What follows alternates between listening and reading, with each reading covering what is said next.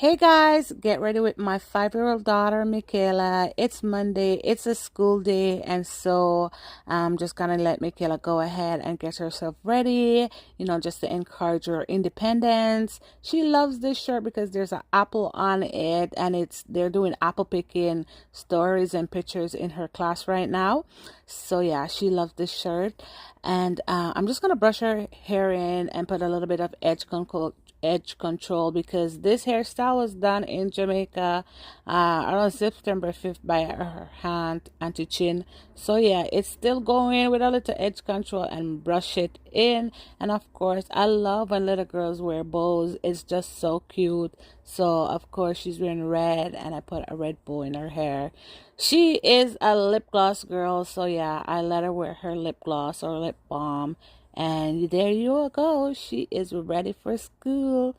Too cute.